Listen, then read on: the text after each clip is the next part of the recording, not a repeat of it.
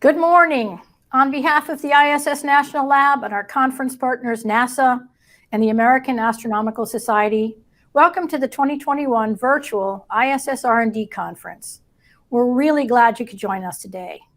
My name is Christine Kretz. I'm Vice President for Programs and Partnerships at the Iss National Lab, and it's my pleasure to be your host for today's event. Every year, we try to come up with a conference theme that captures where we've been in the previous year, where we are now, and where we're going. Since this is the 10th anniversary of the ISSRD conference, it seemed even more important to get the theme right. After much consideration, we settled on the theme of challenge, partnership, transformation. Certainly, every one of us has felt the challenges of the past 10 years, especially these past 18 months. We felt them from the Iss National Lab as well, never more than this year with the sudden loss of our beloved and esteemed colleague, Dr. Atope Essen, in February. For those of you who knew Atope, you knew he was a brilliant scientist, a consummate professional, a dedicated family man and friend. For those of you who didn't know him, I wish you had. One thing that Atope was superb at was building partnerships. He understood, as all of us in the business of space research do, that strong partnerships are the cornerstone for success. No one individual, no one organization, no one agency, no one nation can do what is being done in space on its own. It takes all of us working together. And when we work together, we bring forth real transformation. Atope fervently believed that the work each and every one of us does has a profound power to change individual lives, even quite literally at the cellular level. And when you change individual lives for the better, it has a ripple effect, changing the world for the better. So as we gather here for the next 3 days, let's honor the indomitable spirit of Atope and all of our industry pioneers and colleagues who we've lost over the last year and a half. Let's recommit ourselves to meeting the challenges we face through partnership with each other so that we can transform the world for future generations. Before we get started today, we have a few housekeeping items. All attendees are muted. If you'd like to ask a question of a speaker or panelist, please use the Q&A space on your screen. We'll answer as many questions as time permits. If you have any technical trouble during the day's events, please reach out to our help desk by calling 1-833-374-1392. I'm just going to say that again so you can mark it down. 1-833-374-1392. So here we go. We're pleased to start this year's conference with a special message from Joel Montelbano, ISS Program Office Manager.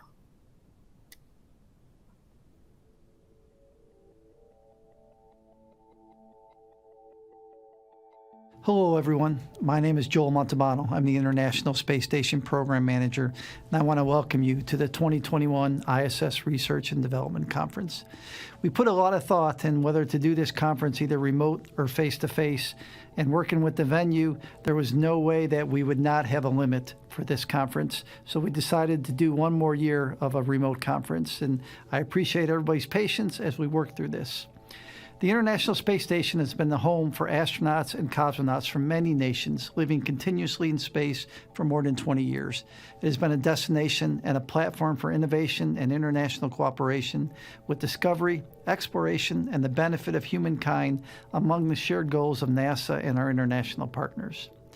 When we began living on board the station, we relied on the Space Shuttle, Progress, and Soyuz spacecrafts to provide experiments for the crew members. Space traffic increased with cargo spacecraft from our international partners, including the ESA ATV and the JAXA HTV vehicle, the latter of which is developing a new generation of spacecraft for use in probably 2023. Today, we have regular flights of U.S. commercial, namely the Northrop Grumman Cygnus and the SpaceX Dragon, delivering experiments to the orbiting laboratory, and will be welcoming Sierra's Space Stream Chaser cargo craft to the station as early as next year. At this time, more than 2,800 publications have been produced from scientific research, and nearly 3,000 experiments have been conducted, representing investigators from more than 108 countries and areas across the globe. I am proud of what NASA and the ISS National Lab have accomplished together aboard the International Space Station. Half of the capability of research that we do onboard Space Station is devoted to experiments from the National Lab with the focus on delivering benefits back home and improving life here on Earth. The research aboard the space station is critical for preparing our future farther away from Earth, specifically our plans to land the first woman and the first person of color on the moon with the Artemis program. We recently completed battery upgrades of the International Space Station. These upgrades were made possible by HTV's delivery of lithium-ion batteries over 4 HTV missions, and of course a strong international partnership. These batteries are part of our plans to upgrade the station's critical power system for all of our future endeavors. This spring also kicked off operations to upgrade the space station's solar arrays, which generate all of the power for our orbiting laboratory. The first 2 of the 6 arrays arrived in SpaceX Dragon cargo vehicle number 22, and they were installed in June of this year, augmenting the existing power supply and ensuring continuing scientific research and technology development for years to come. Technologies being tested on board the International Space Station provide us an opportunity to try new things closer to home where help is more readily available, but still far enough that it requires our crew members to be their own mechanics.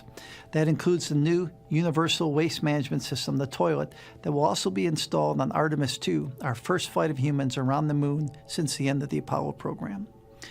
As we continue beyond the 20-year anniversary of continuous human presence aboard the International Space Station, we celebrate recent milestones, and I look forward to others in our spaceflight endeavors.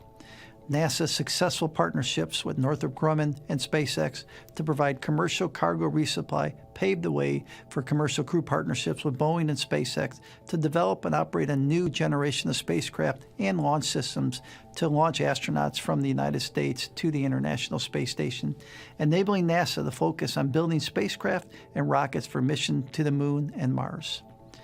Last year, we welcomed Bob Behnken and Doug Hurley on the Demo 2 mission, the final test mission of the Crew Dragon, and the first commercial flight to launch and safely return to crew. The 4 astronauts of Crew 1, including NASA astronauts Mike Hopkins, Victor Glover, Shannon Walker, and JAXA's Soichi Noguchi, conducted science, spacewalks, and maintenance for over 5 months as part of their mission to live and work aboard the orbiting laboratory. This year, we launched the NASA SpaceX Crew 2 mission with NASA astronauts Megan MacArthur, Shane Kimbrough, ESA astronaut Thomas Pesquet, and JAXA astronaut Aki Hoshide. We're nearing Boeing's second orbital flight test and are prepared for their first crew flight test of the Starliner spacecraft, continuing to pave the way for a robust space economy, thanks in part to our commercial crew program. We're continuing to support the commercialization of low Earth orbit. We're committed to continuing presence in low Earth orbit by enabling commercial companies to conduct business on station, and we're laying the foundation for a robust commercial economy so NASA can be one of the many customers. This year, we're also excited to welcome Dana Weigel as the new Deputy Program Manager of the International Space Station. Dana brings a wealth of knowledge to her new position, having started her journey at NASA as a spacewalk officer with Barrios in 1994 before becoming a civil servant 10 years later. Dana was appointed as a flight director in 2005, and her experience and her expertise have already benefited our team in her new role.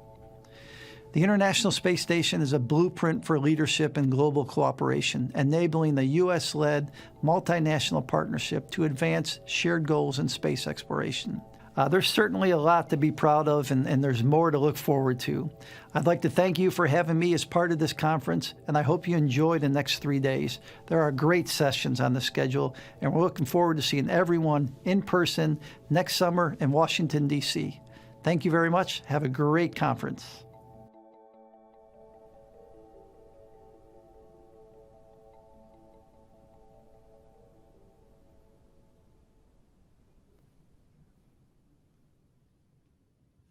Many thanks for that address, Joel. That was terrific. What an extraordinary year for the ISS program.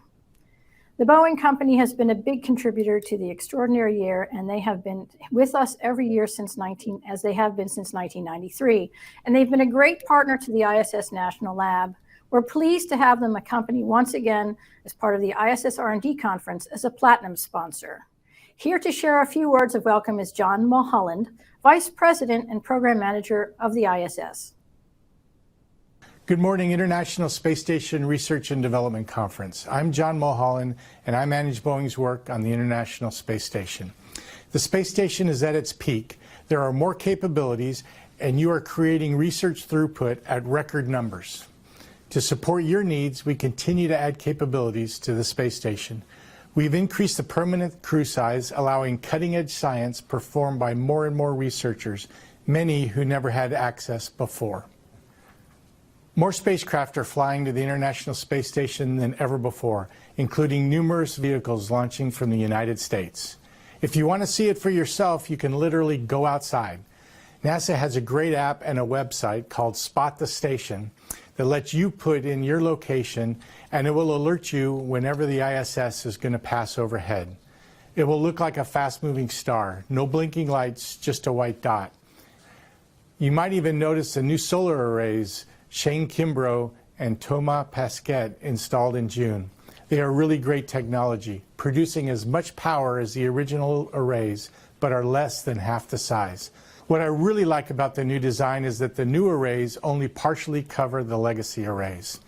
The legacy arrays have plenty of years of power production in them, and this design allowed us to add even more power, ultimately to support more research and more users. There are a lot of innovations in those arrays too. Everyone sees the way they unroll like a carpet instead of unfolding like an accordion, the way the original arrays did. We were able to do this because the solar arrays themselves are flexible. And now, after installation, we know they work better than we even expected, just like the station itself. More new arrays will be installed next year and in 2023.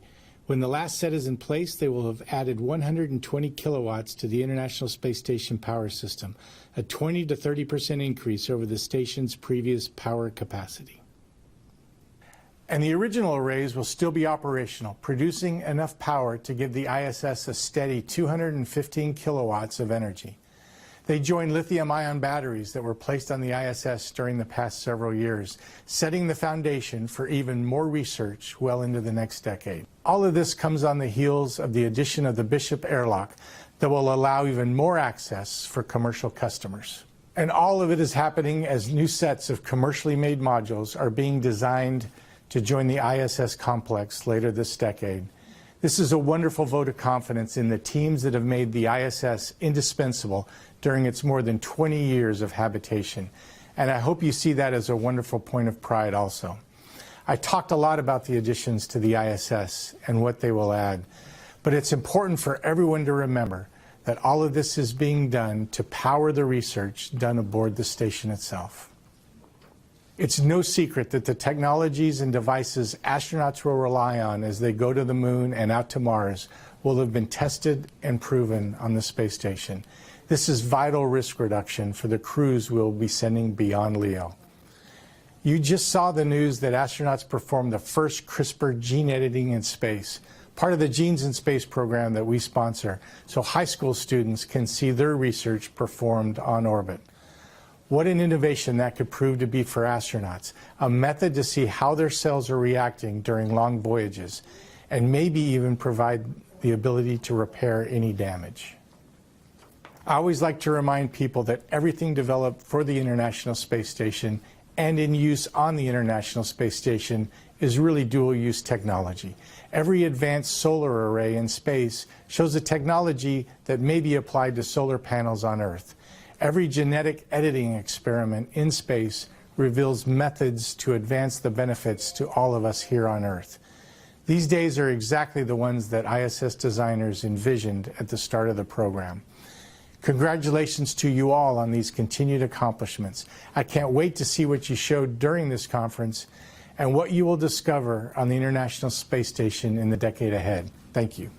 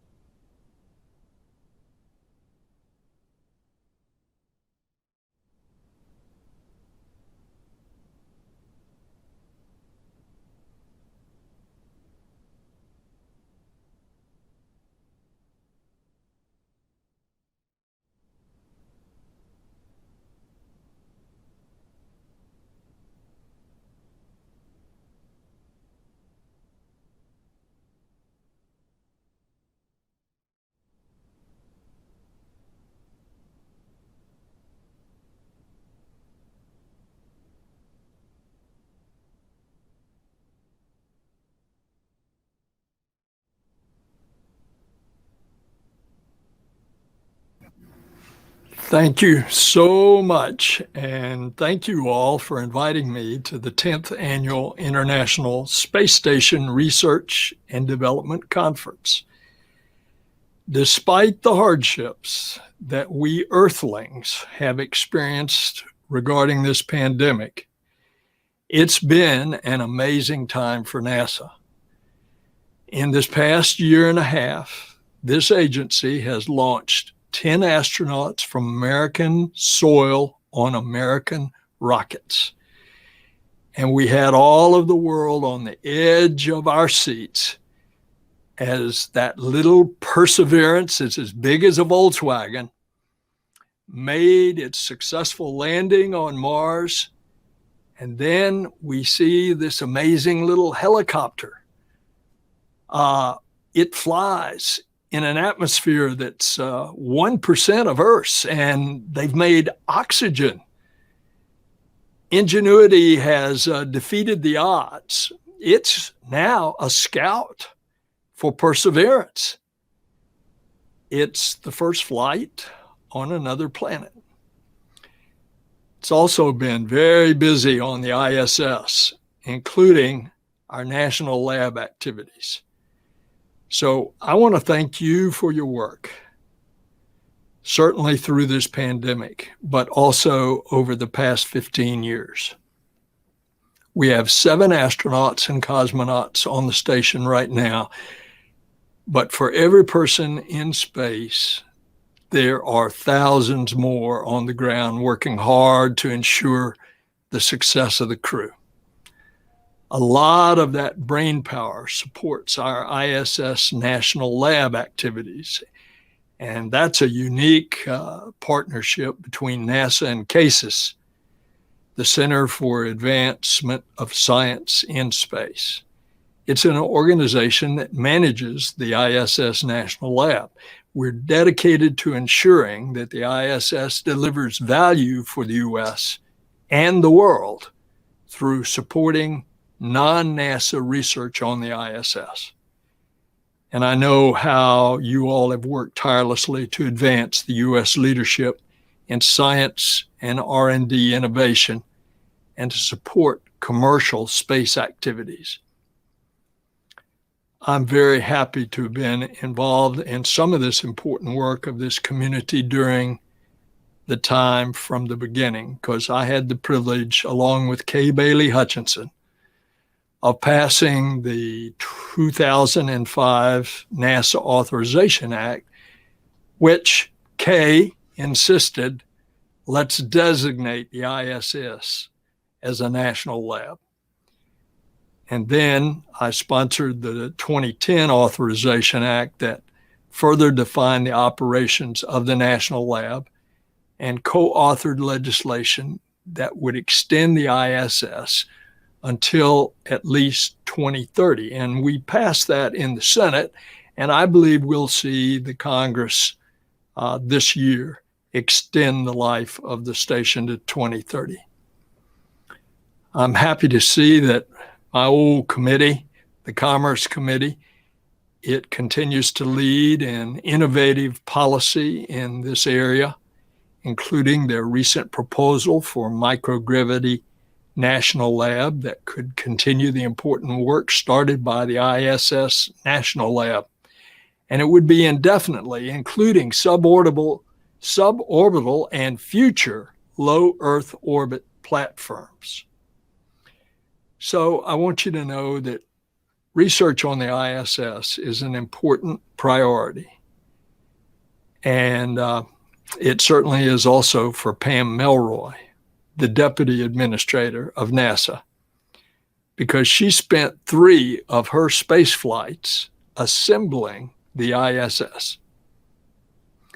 Both of our support for the ISS and the National Lab is unwavering, and we're working hard on securing the support needed to officially extend the life of the station and then beyond the station to see the commercial activities and, who knows, we hope, a commercial space station in low Earth orbit.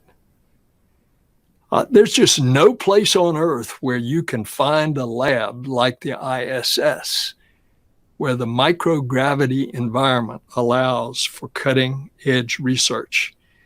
36 years ago, I had the privilege of conducting such a medical experiment, then sponsored by the University of Alabama at Birmingham, protein crystal growth. Mine was a very crude device, no control for vibration, no control for temperature, and yet the crystals that we grew in microgravity compared to the same crystals grown on Earth were extraordinarily larger and more pure as they were examined by an electron microscope or X-ray diffraction. On station, NASA and our commercial and international partners have carried out groundbreaking science. The ISS has hosted more than 3,000 experiments from over 4,200 researchers from more than 100 countries. We've made incredible out-of-this-world discoveries, including advancing fundamental physics through the creation and study of fifth state of matter on board the ISS. We are also supporting research from our partners at the NSF and NIH. You just heard from Dr. Francis Collins, the amazing head of NIH. And that includes research into tissue engineering and genetic differences due to spaceflight, all of which advances innovation and understanding that can lead to better health, better outcomes for our country. And with the Department of Energy, we're looking for indications of dark matter to help researchers determine what the universe is made of and how it began. Kay Bailey Hutchinson and I particularly wanted to get that 134th and 135th mission of the space shuttle so Dr. Ting could get his research project up there looking for the dark matter. And in addition to serving as a hub for cutting-edge national research, the ISS is an incredible international collaboration. The ISS program brings together nations all around the world for the benefit of all. This station has been visited by 244 people from 19 countries, and it's growing. It's been the most politically complex space exploration program ever undertaken, and it's a model for the type of peaceful, collaborative exploration that the U.S. will continue to lead in the future. Last week, we had a bit of an unplanned excitement with the docking of the Roscosmos new science laboratory module. Thankfully, our relationship with the Russians, and I might point out, which started in the midst of the Cold War with the Soviet Union, 1975, that relationship with the Russians has continued, and it's been one of collaboration and partnership. And our ISS operations team was able to work with them. We had Bob Cabana, who's our associate administrator, talking directly with Sergei Krikalev, one of the leaders in Roscosmos. The two of them know each other because they flew together. And as we have worked and collaborated with the Russians for decades, and thus it ensured the safety of the crew and the return of the ISS to the correct attitude quickly. The successful addition of the multi-purpose laboratory module, it does well for our continued collaboration with the Russians. And so I'm excited for what the future brings. NACA and the European robotic arm are going to help lead even more discoveries, both for life here on Earth and as we move out further into the cosmos and on to Mars. And of course, this station is also critical for NASA to understand and overcome the challenges of long-duration spaceflight, the mastery of which is necessary for a long-term presence on the moon and deep missions into the solar system, with the target of going to Mars in the late 2030s. Later today, NASA and Boeing Starliner spacecraft, it was scheduled to launch. It will launch when it's right. This is another step in certifying Starliner to transport crew to the ISS. Safe, reliable transportation to the ISS is exactly the vision that NASA had when the agency embarked on the commercial crew program 10 years ago.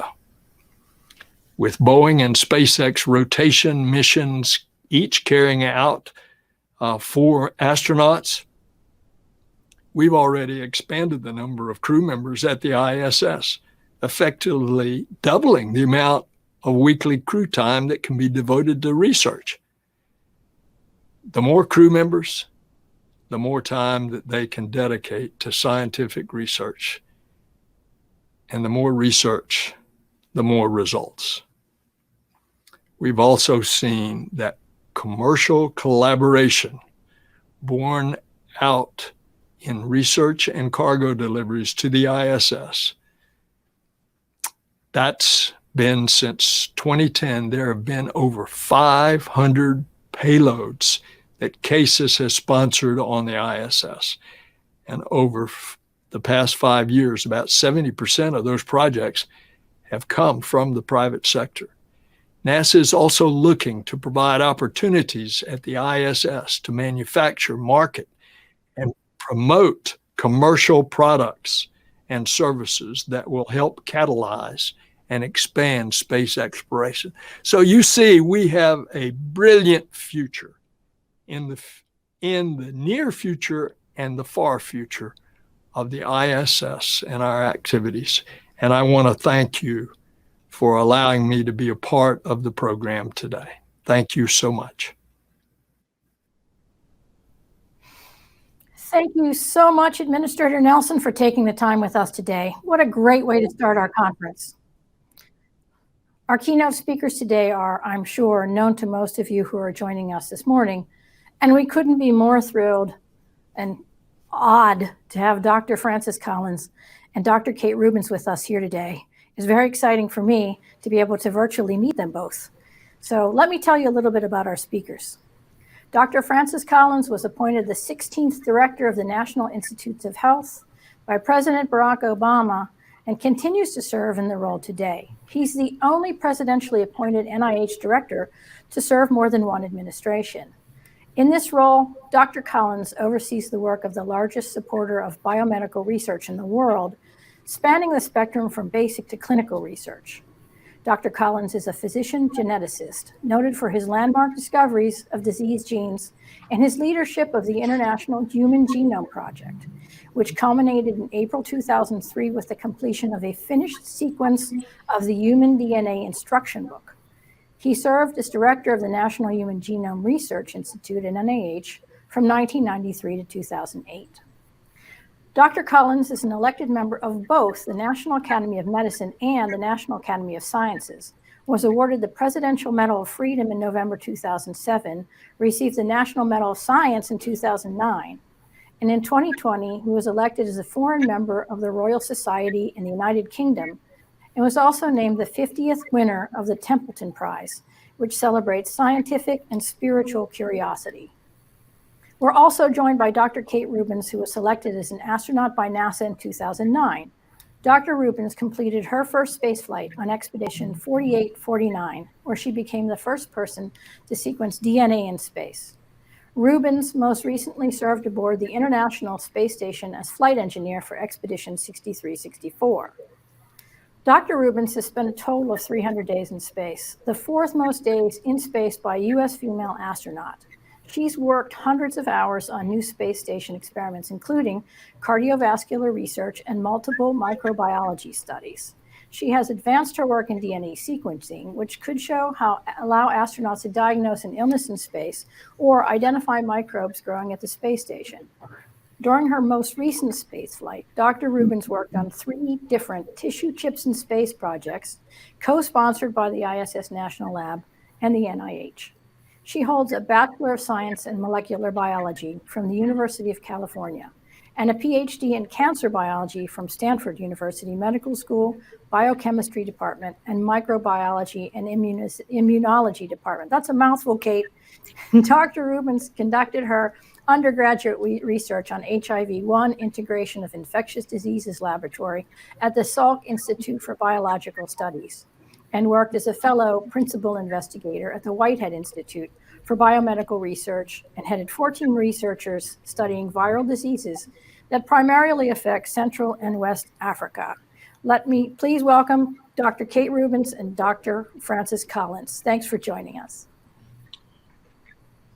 Well, my goodness, thank you so much for a kind introduction. It is wonderful to join Dr. Rubins, otherwise known as Astro Kate, for this conversation about science and space and the exciting things that have been possible through her work on the space station, breaking new ground in terms of molecular biology and things that we really need to know, and which she's been a big part of. Just want to say it was wonderful also to hear my friend Senator Nelson in the opening remarks. Somebody's been such a wonderful supporter of space science for his entire career and a wonderful member of the Congress when I used to have the chance to talk to him about lots of other things. He's a great leader for this particular moment in time. So, Kate, I've had the privilege of talking to you 5 years ago in one of your trips to the space station. And then more recently, just this past March, when you were up there again.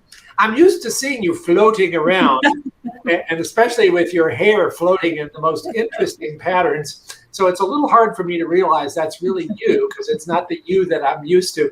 But it's great to have a chance to catch up again and have a conversation in front of what I gather are thousands of people who are really interested in space science and how that all can fit together with biomedicine. Absolutely. It's wonderful to talk to you again. Space station is an incredible setting, and it's pretty fun to talk from on orbit and to demonstrate microgravity to folks that are following. So sorry, we've got an Earth-based conversation here, but we can talk about all kinds of fascinating research on ISS. We can indeed. And, people listening who heard your bio being described are probably like, wow, that's a lot of scientific experience. And how did this sort of play out where you've ended up as an astronaut? So walk people through that. Here you are, somebody with a PhD from Stanford. You were a principal investigator running your own lab at the Whitehead studying Ebola and Lassa fever viruses. And then whoa, all of a sudden, well, maybe not all of a sudden, but something else happened there to capture your imagination. Talk to people about that pathway. Yeah, so I was running a lab and really was intending to be a faculty member doing biomedical research for the rest of my career. And actually, one of my very good friends, Lisa Hensley, who works at NIH now, called me when we were writing a grant and said, hey, there's astronaut applications online. And we were a little stuck on specific aim 2. So I figured I'd take a few hours and put aside the R01 and apply to be an astronaut. So you're telling me that if NIH streamlined its applications, there would be fewer astronauts? Oh, possibly. Well, how does that play out? So most astronauts are brought into scientific experiments. Senator Nelson was talking about his own experience growing crystals. But you have that experience. You bring a lot of that to the space station. How does your expertise as a scientist play out in the experiments that you conduct, or maybe have a chance to optimize a bit as opposed to just being given a description of what somebody else wants you to do? Yeah, so the really exciting thing about ISS is that it's not just a single lab with one focus, that we are really a host.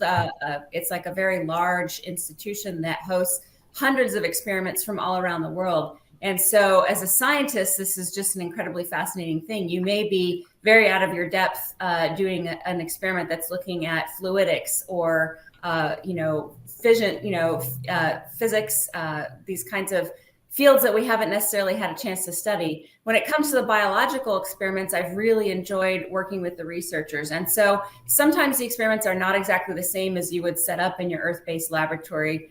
For example, we've even had to deal with the issue of pipette tips. How do you keep them from floating away?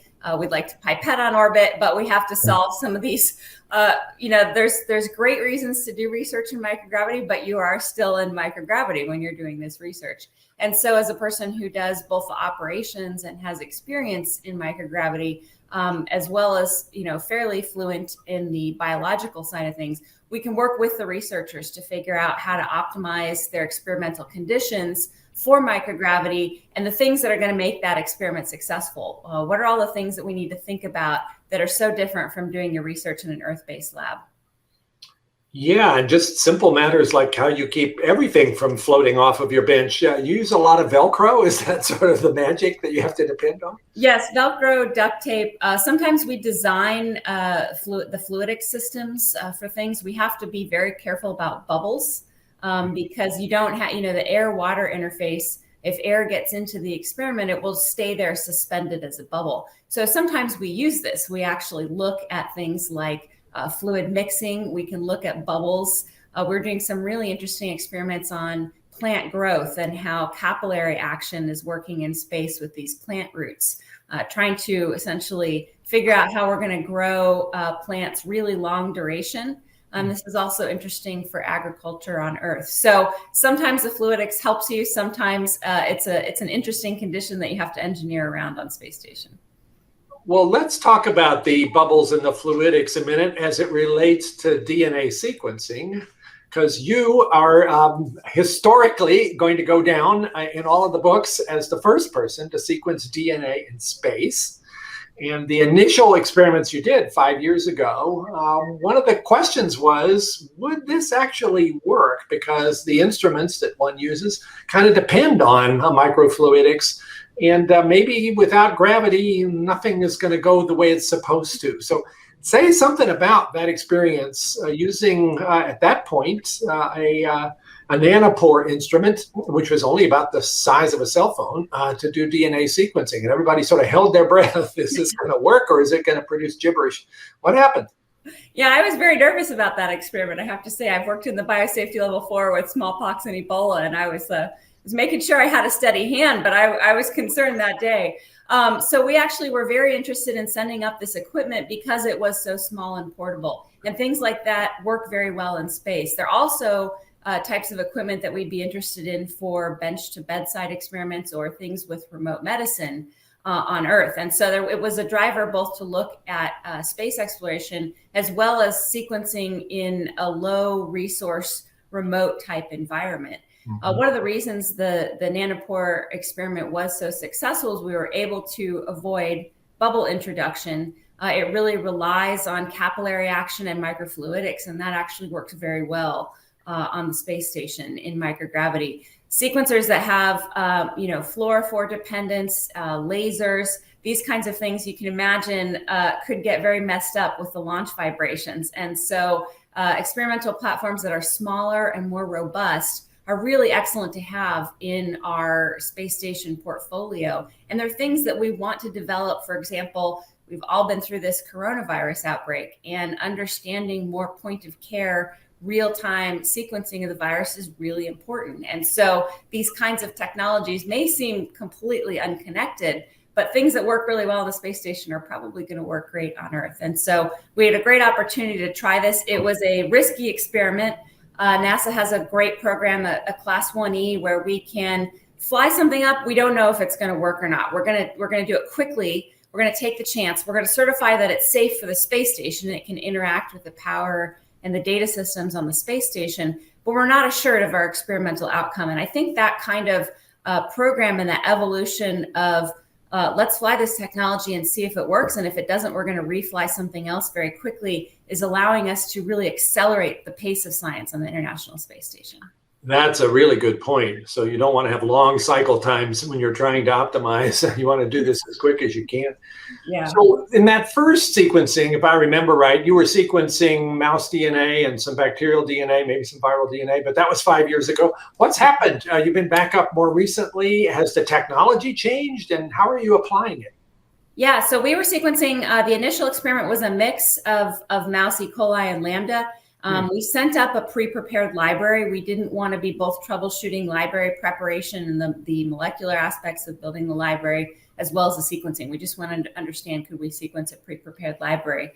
And that went so well that we've actually leapt forward now in terms of sample prep. So we then tried collecting environmental samples on space station, culturing them, sending them back for analysis on Earth so that we could sequence and then also use traditional culture methods to identify whatever we picked off the space station wall. And that actually went really well as well. We were able to successfully identify the bacteria. And then we moved more from just a sample prep where we're culturing the organism to a swab and eluting directly off the swab. And that's really the kind of thing that you want for environmental sampling. So you might have, we're all very familiar with the COVID tests and the swabs now, and how you might collect some material and getting that material eluted off the swab, preparing it, turning it into a sequencing library, and then performing the sequencing. A really interesting thing that we're doing right now is that HP wanted to send up a computer to understand the computer functioning in this. It's a higher radiation environment, which is not great for electronics on the space station. And so we're trying to figure out how we can bring more computing power to the space station. And it was a really fortuitous thing. We said, we're interested in doing some of the analysis for the sequencing on the space station. And these guys need an example of a large database of things and some computation to run. So they got with the sequencing folks, and we should be able, hopefully, to look at actually real-time analysis and see, can we do very end-to-end from that swab all the way to the answer of what the microorganism is, or what the gene expression is if you're looking at human gene expression. As we go to Mars, we're going to want that to really be as in situ as possible. And so it's great to have the ISS to test these kind of technologies for the extremely, extremely remote sequencing experiments I hope we're going to be doing someday. That's totally cool. So I'm curious, from those swabs of the walls of the space station that you're starting to look at, if I swab the walls of my home office here, would we see kind of the same organisms? Because they're really all coming from us people who are sort of walking microbiome hosts. What do you see? Yeah, this is really an excellent question, and some of it's unanswered right now. I did collect 800 swabs from various places in a very defined manner from the space station when I was up there over about the course of a week. And what we're going to do with that data is generate a spatial and a temporal map of the space station microbiome. We can do that. We're doing this in concert with some researchers at Jet Propulsion Laboratory and UC San Diego, who are experienced in looking at built environments. And so we can compare the space station microbiome to your house, your office, a hospital. We're trying to understand, we assume that the space station is populated with organisms that are human commensals. We would think this. The question is are there things about the space station that are selecting for growth of particular organisms? How complex is the microbiome up there? Some people think, hey, bacteria are bad. They're really not. We would like microorganisms growing up there. We want beneficial organisms and neutral organisms. We obviously don't want any organisms that are a threat to human health. And so trying to understand the complement of what is the flora of the space station, how does that change? Is this a very stable microbiome, or we randomly put 3 or 4 new people up there when we get a spacecraft and a few people leave? Does the microbiome change every time we have a new human complement up there? And my guess is it's probably going to be a less diverse microbiome, but how is that for supporting long-term stability and really living in these closed environments, and how similar is it to our Earth environment? We've had this space station up there for over 20 years. So to me, it's a very interesting, well-controlled environmental niche that I think is going to be fascinating to study. I totally agree. And it makes me wonder, what do we know about what happens to astronaut microbiomes by being up there for weeks or months? We are, after all, a superorganism. That's an important concept. And yeah, what you said earlier, that the bacteria that live on us and in us are part of the reasons that we're healthy. There are some bad actors in there, but most of them are our friends. And does that get altered by the experience of being weightless or being in that environment? Do we know, sort of, if you do a before and after, does an astronaut's microbiome stay constant, or is it like totally different when you get back to Earth? It does appear to change on board. Some of the studies that we've done have been a little limited in terms of time points. So we've only taken 2 or 3 time points. To really do this experiment correctly, we're going to need to take very frequent time points. And so that was actually some of the research that I participated in this most recent mission. We've got some of the samples back, and we're waiting for some more of them to get back. But this is the cool thing about Space Station. We're the scientists, but we are also the experiment sometimes. So we do sign a lot of IRB consent forms, and we're really interested in looking at particularly the gut microbiome. We have a few very different things about food up there. So as I said, we're starting to grow some more plants, but that's not a huge part of our diet. Most of our food is, I'll describe it generously as mush in small packets that get rehydrated. And a lot of the food is actually sterilized before it's launched. Sometimes our food can be up there for a year. And so microbial overgrowth is a concern. But as a result, we don't get things like even that minuscule amount of dirt that's on a vegetable. Fresh produce, we don't have any interaction with the outside. So we're not bringing, dirt or pets or leaves into our home. And so we probably have a much lower exposure to environmental pathogens or just beneficial bacteria. And so the question is this kind of very sterilized diet, and this is almost something that you would feed mice in a research laboratory. Is this going to have a negative impact on astronaut gut health? And is this something that we should be trying to do something about? So we really need a very in-depth time course to look at that. It does look like we don't have any permanent changes to our microbiome. It eventually, upon return to Earth, settles out and seems to resemble our pre-flight microbiome. But it's a good question, and it's something that I think we're going to take a long, hard look at, particularly as we're thinking about sending humans away from the planet for something like 2.5 or 3 years. We need to understand that aspect of human health a little better. Now, very important points. Hey, let's talk about tissue chips in space. This is a collaboration between NASA and NIH, particularly our National Center for Advancing Translational Sciences, NCATS, and a big shout out to those folks who've been working on tissue chips. Maybe particularly Dan Togley, who's been the main point of contact with NASA. So what's a tissue chip? It's basically a way of taking human cells and putting them onto a chip in a fashion that they represent a little mini organ. So you have a chip that looks like a liver or a heart or muscle or bone. They're human cells derived from people who gave a skin biopsy or a blood sample, and then through this amazing process of induced pluripotent stem cells and other things, we're able to make those kinds of chips that represent human biology, but don't put humans at risk if you want to try to manipulate them. So we thought quite a while ago, this would be a great question. What would be a way in which those chips could be used to try to understand the effects of prolonged weightlessness, which we know can be potentially serious for astronauts in terms of muscle and bone and cardiac and all the rest.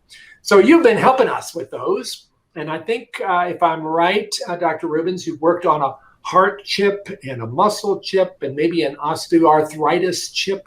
How has that been? What's that experience like? It was great. It's really a lot of cell culture. And I've done a lot of cell culture in my life, but I have to say these experiments, they're very unique.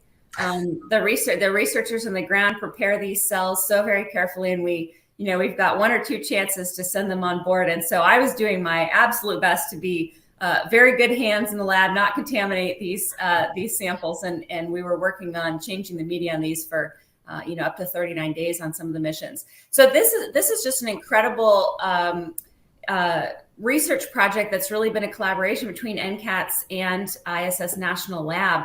This is one of these things, this has got broad applications to human health and disease. Pharmaceutical companies are using these types of tissue chips to screen candidate drugs, to understand. Researchers are looking at basic physiology processes. Some of the chips that we were looking at, you mentioned the heart tissue. And so NASA's very interested from the astronaut health side of things, what happens to the cardiovascular system and to your heart tissue on board. We know that functionally things change on board. We've got fluid shifts. We have potential stiffening of the arteries on board. Even the shape of your heart changes a little bit when you're in space. It becomes more spherical. And so you can imagine that all of these have a very profound impact on the cardiovascular system. We're still discovering things that are cropping up in spaceflight with the cardiovascular system. But it also offers us the opportunity to study how these cells in the tissue chips behave in microgravity. So if you're going to make a tissue chip on Earth, you still always have this little slight downward force of gravity. And so things like cells will go to the bottom of the plate. If you build up a delicate structure, at some point, the mass of that structure is going to be so big that it's going to be affected by the force of gravity. You can't build really huge structures. In microgravity, everything is essentially in free fall. So you can picture this as like one kind of giant drop experiment. Something's been dropped from a tower. It's just continuously in free fall. We're falling around the Earth as we're orbiting. And so that allows us to study cellular interactions in larger structures. So we built up structures for this engineered heart tissue for the cardiomyocyte experiment. It was multiple different cell types. So we're looking at cardiomyocytes, endothelial cells, and fibroblasts as well. And so we can look at structures that are multiple cell types. And in this particular one, we suspended it between two posts so we could actually watch this heart tissue beat and study the contractile function of this heart tissue. So this is one of these great function, structure, and gene expression experiments. And so we have video analysis microscopy of this heart tissue and its function in microgravity, as well as, of course, the protein and the gene expression analysis. The really neat thing was that we're looking at both healthy and diseased tissue, and we're going to have future experiments that are then going to look at therapeutics for the diseased tissue and how all of these things interact in the microgravity environment and compare that to the Earth-based controls. We've already seen some intriguing changes, but I'm going to have to wait for the preprint from the authors to tell you a little bit more about everything that we've seen. These are very recent experiments. It was really exciting to work on the heart tissue. We also had I really like these mixed cell experiments. We had a bone cartilage synovial experiment from some researchers at MIT. And this is looking at osteoarthritis in the microgravity environment. And again, eventually looking at treatments of this simulated osteoarthritis condition. And we can actually produce that. We found that we could replicate simulated osteoarthritis in microgravity, but we're looking at it in the absence of any mechanical loading. And so when you're looking at this kind of experiment on Earth, you've got always some kind of mechanical stress, you've got some kind of mechanical force. And so we've got a completely unloaded osteoarthritis system here, both to look at the basic biology of this multi-tissue interaction, as well as potential therapeutic development. Oh, that's totally cool. The first time I saw cardiac cells actually beating in a Petri dish was like this amazing moment of, wow, yeah, you can actually study something as complicated as heart contraction in that fashion. And now you've got them beating in a tissue chip in an engineered version where they're surrounded by endothelial cells and fibroblasts. This is taking it to a whole nother level. You mentioned then that you can look at gene expression, which is a pretty sophisticated way to ask those cells, what are you doing and how has it been affected by what we've asked you to do in microgravity? Are those gene expression experiments working out pretty well? That's technically pretty challenging as well, to harvest the RNA and to be able to quantitate what's there. Yes, it is. And luckily, we've really set up systems to be able to culture the cells. We have a glove box up there. We have things that look like pretty much a hood that you would use in a standard lab on Earth. And so we're able to do things like take RNA and freeze it. We've got -80 freezers. Right now, we're doing a lot of the gene expression experiments and then also some of the experiments where we're looking at proteins, the end product of what this gene expression is telling the cell to do, by freezing them or fixing them, putting them at -80 or -90, and then returning them to Earth. So something as we think about really becoming a little bit more Earth independent in our orbital laboratories is what kind of equipment do we need up there to analyze the gene expression? And certainly the sequencing is something that we're going to do. We've started putting in more microscopy that can use 4-color microscopy, fluorescent microscopy, confocal microscope.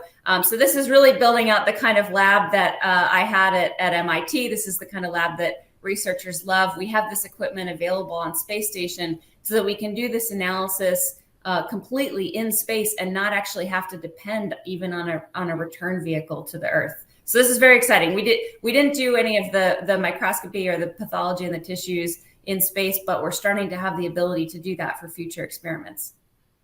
Yeah, that sounds like where you really want to go, especially if you're talking about going to the moon or to the Mars amazing adventure, where you want to have your whole laboratory capability with you, because it'll take a little while to get it cycled back if the analysis has to be done back on Earth. Absolutely. Absolutely, yeah.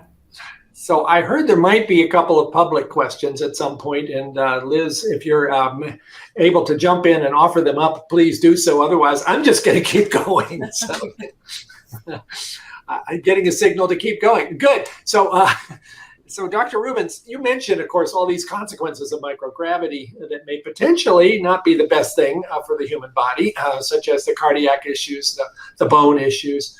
What do you do while you're up there to minimize that so that you're not paying a price for being an adventurer?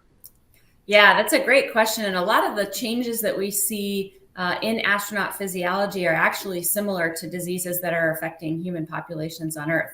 So early on in our space missions, we noticed that particularly in the longer duration missions, we were having serious problem with bone loss. This was happening very rapidly. This was happening in our young astronauts. We were getting bone loss that you'd see in an osteoporotic woman in 1 year. We were seeing that in 1 month in healthy male astronauts. And so this was a very important question. How can we prevent this bone loss? We don't want the bone loss to happen. In a young person, you can regrow the bone, but structurally it's going to be different. And it actually causes potential for hip fractures and these kinds of things. And so it's been well documented on Earth. We can either intervene with weightlifting. We can load up that bone. We can stimulate that bone so that even though the bone is getting this signal that it's not being loaded all the time, that we can load it up really high by doing some heavy weights, and that we won't have that bone loss. We can also intervene pharmacologically. But what we decided to do for the astronaut health was really ensure that exercise was a main component. And this is something that we use in treatment of osteoporosis. But we have healthy folks, and so we can prevent that bone loss from even happening rather than treat the disease. And so we do load bearing, very heavy. Lots of squats and deadlifts is an important part of our prescription for bone health on board. This also helps with some of the muscle wasting that we've seen. One interesting thing that we don't actually have great countermeasures for, that's a really interesting area of research, is neurovestibular. So when we come back, it's like having this terrible vertigo. And I have so much empathy for anybody that's ever suffered from vertigo, because I had this the week when I got back from space both times, and it's just a terrible thing. And so we're really looking at, we've got a system where we can induce this in healthy people, neurologically don't have any other issues. And so this is a great place actually to test out countermeasures that can help populations on Earth, as well as our astronauts that are returning from space. Yeah, that is a really vexing problem for people who haven't been to space. And if we could learn something, you can call that reverse innovation, I guess. So I see we have a public question about the twins, the Kelly twins, where one went to space and one didn't. And yet, because they're identical twins, their DNA is the same. And then they did all kinds of studies to see, was there some effect that you could measure by having been up in the space station? And there was a report, I didn't read it carefully to sort of poke at it, about whether there was a change in telomere length between the twins. That would be an interesting thing since telomere length seems to also be correlated with your age. Mm-hmm. So, Dr. Rubins, have you looked at that data? Is that something that the NASA is pretty concerned about? Where are we in understanding that effect on aging? Yeah, I think it was an intriguing starting point. This is an N of 1 study, so a lot of it was to explore. We did have this great opportunity where we had a pair of twins, and so that's a really excellent paradigm for research. And a lot of the things that we were looking at in this study was what kinds of analysis should we do on people in space and both on the ground. How effective are some of these techniques? What samples do we need to take? And where the data might lead us to think about doing follow-on experiments. And so certainly telomeres is something that we were very interested in. The shortening of the telomeres, these little ends of the DNA, can be correlated with the aging process. And you can imagine as your protective ends of your chromosomes are starting to shorten, you can have detrimental effects to the DNA. Really, this is an issue about aging and how long your cells have been around and replicating, and also what kind of environmental factors they've been exposed to. And so a lot of things about the space flight process can replicate human aging. So we are very interested in studying telomere length and participating in studies. So I gave some blood samples, and I'm interested to hear what's happening to my telomeres as well. So a lot of the twin studies data is fascinating. We're thinking about how we can study epigenetics, gene expression, things like telomere length in broader astronaut populations. And it was really a first start on a lot of these things. That's great. Well, I think our time has come to a conclusion for this really interesting conversation, and I could go on all day talking to you, Dr. Rubins. If you have 30 seconds to say advice you have for aspiring scientists, particularly young women who'd like to follow in your footsteps, because I bet they're pretty inspired by hearing this, what should they be doing to basically figure out how this adventure could be their adventure too? Yeah, I think I maybe have never actually had a real job. I've just done things that I love. I think if you talk to most scientists, it can be a difficult career path in academia or in industry. It is challenging. There are challenges there. But if you absolutely love what you're doing, if you want to wake up every day and do that, it doesn't even feel like a job. So my advice to young scientists is to find a topic that they are extremely passionate about. Find a question that you want to answer. It's very good for your career if nobody else is interested in answering it, or if you have some creative scientific technique. But talk to people, talk broadly, talk to people outside your field, and find something where you're dying to find out that answer. This can motivate you through a lot. It can get you through grant writing process, qualifying exams, all of the things that we ask of our researchers. If you're fundamentally excited about the nature of your work every day, it's an incredible thing. Terrific. Thank you so much. I'm sorry specific aim number 2 threw you for a loop, but I'm really glad you've made the most of it, and you have been a gift to the scientific community and to our world. Thank you, Dr. Rubins. Thank you. Well, thank you, Dr. Collins, and thank you, Dr. Rubins. That was simply awesome, and we all enjoyed it. So what a terrific conversation between the two of you, and what wonderful advice from Dr. Kate Rubins. So thank you for that. We're going to transition now to a panel, The Next Decade of ISS Research. To attend the next session, you have to click the button under the panel session title in the attendee hub. So we'll see you in a minute.